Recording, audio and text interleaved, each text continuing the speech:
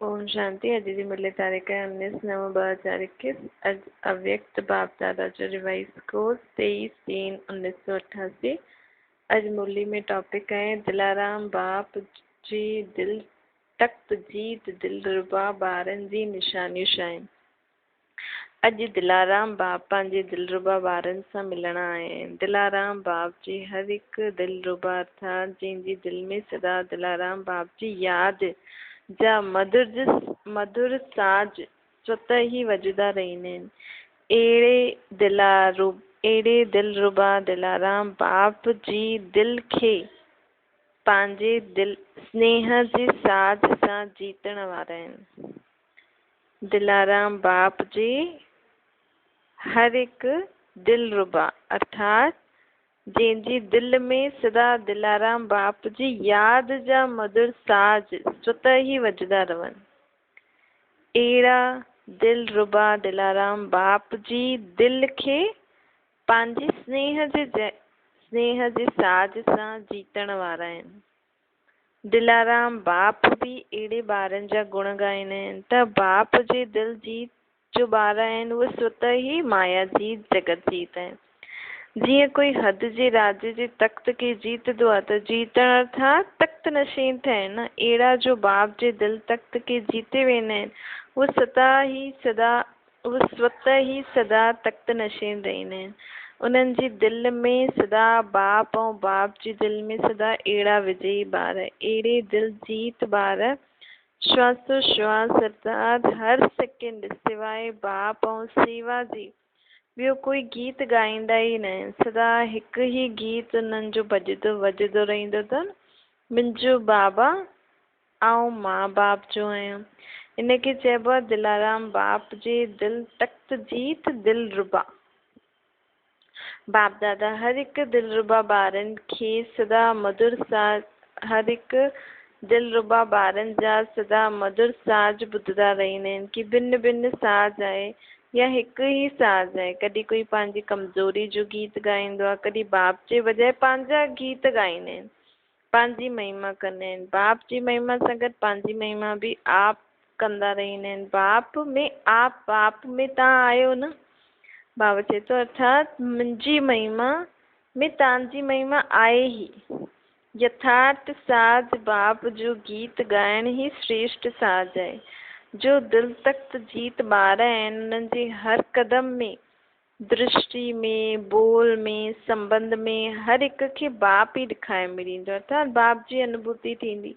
चाहे मुख उन्हनि जो आहे लेकिन शक्तिशाली स्नेह भरा बोल स्वतः ही बाप खे प्रत्यक्ष कंदा। इहे बोल आत्मा जा न आहिनि। ॿुधण वारो सोचंदो इहो आहे न आत्मा जा बोल न आहे लेकिन श्रेष्ठ अथॉरिटी अर्थात शक्तिवान जा बोल आहिनि। उन्हनि जी दृष्टि जी रूहानियत रूहनि खे बाप जी अनुभूति कराईंदी। उन्हनि जे हर क़दम में परमात्मा श्रेष्ठ मत जा क़दम आहिनि। ये साधारण व्यक्ति न लेकिन अव्यक्त फ़रिश्तो आहे। अहिड़ी अनुभूति कराइण वारनि खे चइबो आहे दिल जीत जगत जीत। वाणी सां अनुभव कराइणी त साधारण विधि आहे। वाणी सां प्रभाव विझण वारा दुनिया में ॾाढा आहिनि लेकिन तव्हांजी वाणी जी विशेषता इहा आहे कि तव्हांजा बोल बाप जी यादि ॾियारंदा आहिनि। बाप खे प्रत्यक्ष करण जी सिद्धी आत्माउनि खे स्वतः ही राह ॾेखारींदी आहे। इहो न्यारोपन आहे। अगरि तव्हांजी महिमा केरु करे बि छॾंदो ॾाढो सुठो आहे लेकिन ॻाल्हाइण जो आर्ट या अथॉरिटी जा बोल ईअं चईंदा आहिनि कि हा हिननि जो ॻाल्हाइण जो तरीक़ो सुठो आहे, अथॉरिटी जा बोल आहिनि, इहे त आत्माउनि जी महिमा थी वई। लेकिन तव्हांजे बोल बाप जी महिमा अनुभव कराइनि।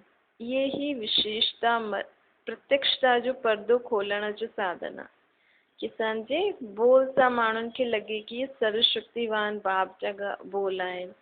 त जंहिंजी दिलि सां सदा दिलाराम जंहिंजी दिलि में सदा दिलाराम बाप उन्हनि जे मुख द्वारा बि दिलि जो आवाज़ु दिलाराम खे स्वतः ही प्रत्यक्ष कराईंदो। त इहे चेक करो कि हर क़दम में बोल में मुंहिंजे द्वारा बाप जी प्रत्यक्षता थिए थी। मुंहिंजो बोल बाप सां संबंध जुड़ाइण वारो बोल आहे।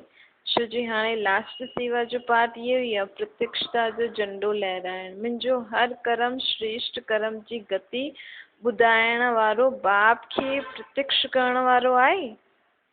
कर्म जंहिंजी दिलि में सदा बाप आहे उहो स्वतः ई सन शो स्वादर बाप खे प्रत्यक्ष करण वारो ॿार ठही वेंदो।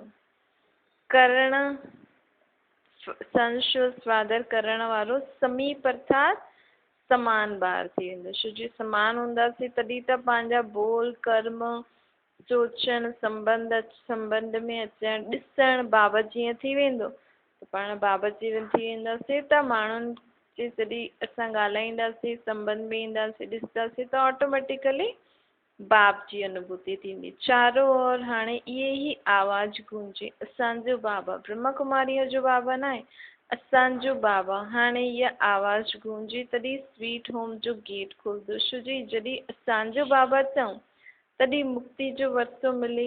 ऐं तव्हांजे व बाप सां गॾु गॾु चाहे बाराती ठही करे हलनि लेकिन वापसि त सभिनि खे हलणो ई आहे न।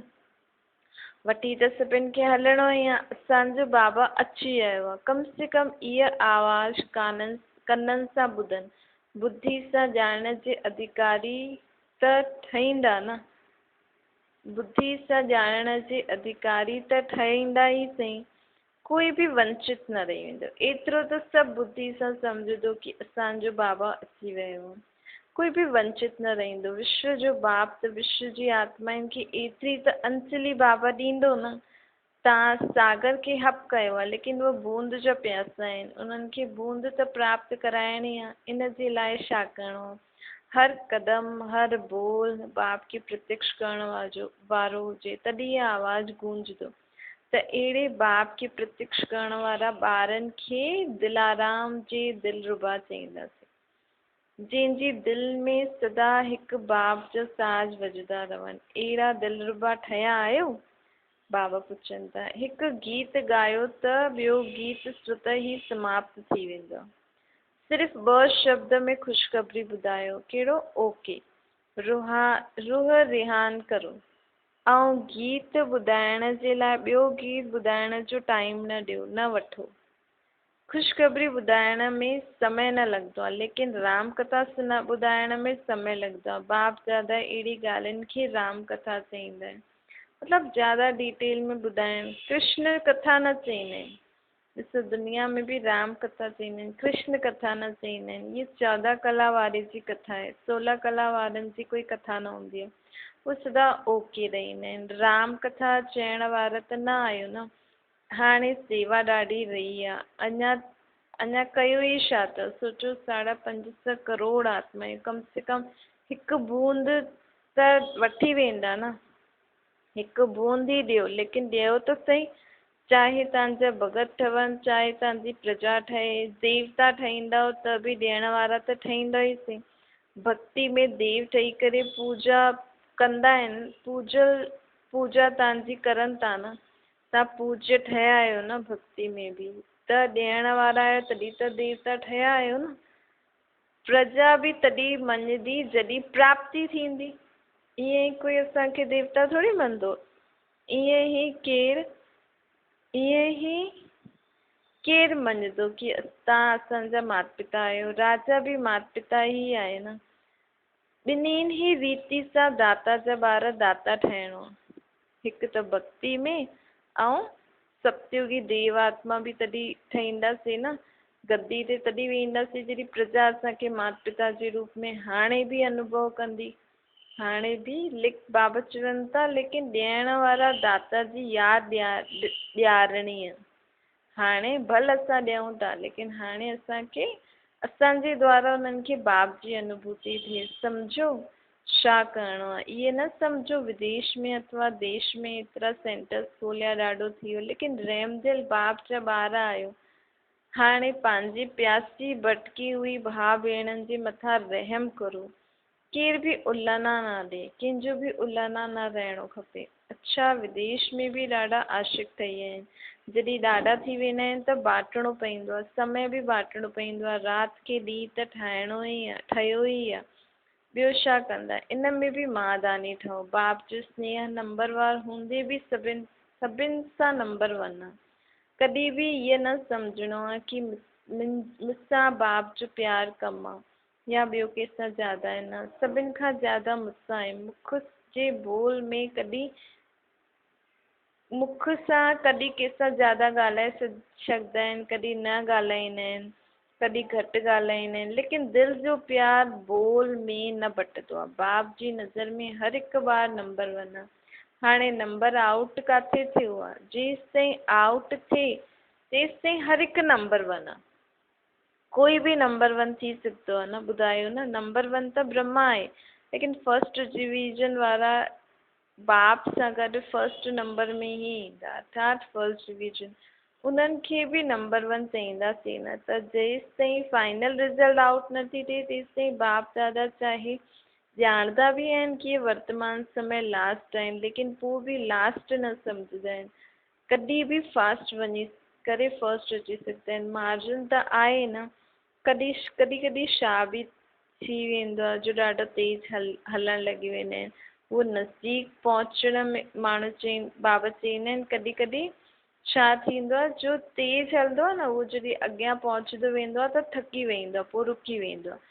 ऐं जो धीरे धीरे हलंदो रहंदो आहे, रुकंदो न आहे, तरीक़े सां हलंदो रहंदो आहे, उहो पहुची वेंदो आहे। इन करे हाणे बाप जी नज़र में सभु नंबर 1 आहिनि। जॾहिं रिज़ल्ट आउट थींदी तॾहिं इहे लास्ट आहे, इहे फर्स्ट आहे, तॾहिं चईंदासीं। अञा न चई सघंदा। इन करे सिर्फ़ु पंहिंजे में मथां निश्चय रखो ऐं उड़ंदा हलो। बाप दादा जे अॻियां उड़ाइण जो दिलि जो प्यारु सभिनि सां आहे। बाप दादा खे सभिनि खे अॻियां उड़ाइण जो प्यारु सभिनि सां आहे दिलि जो। कॾहिं 2 शब्द कंहिंसां घटि बि ॻाल्हाए त इन जो मतिलबु इहे न कि घटि प्यारु आहे। दिलि में बाप जे प्यार जी श्रेष्ठ शुभकामनाएं सदा ई भरियल आहिनि।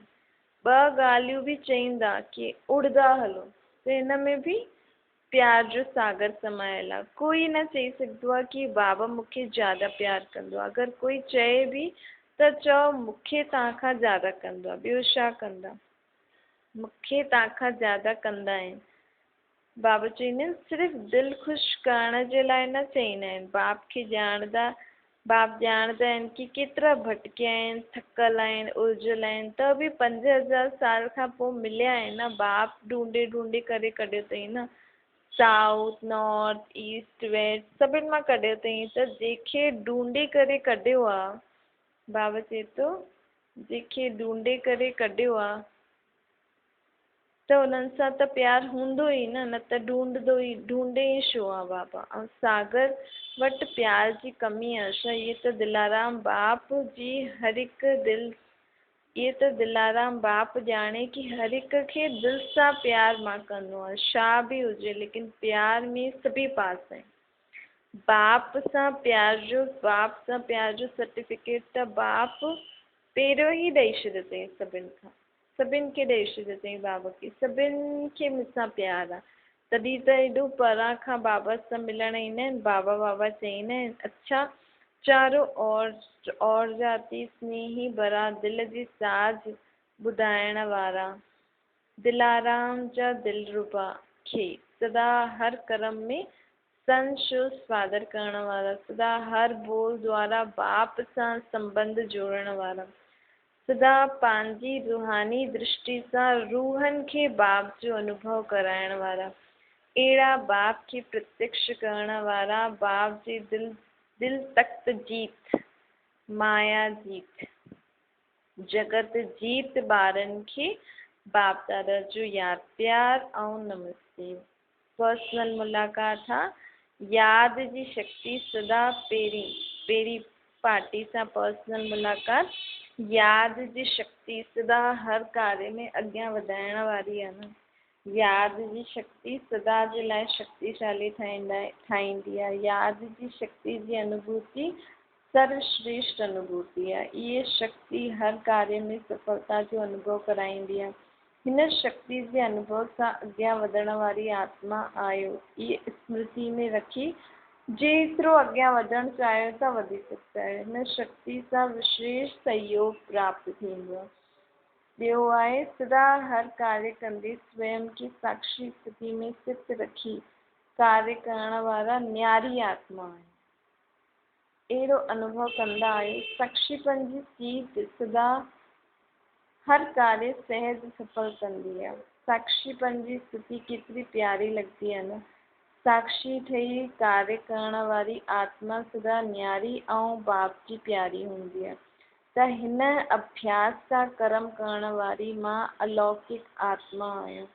अलौकिक अनुभूति करण वारी अलौकिक जीवन श्रेष्ठ जीवन वारी आत्मा आहियां।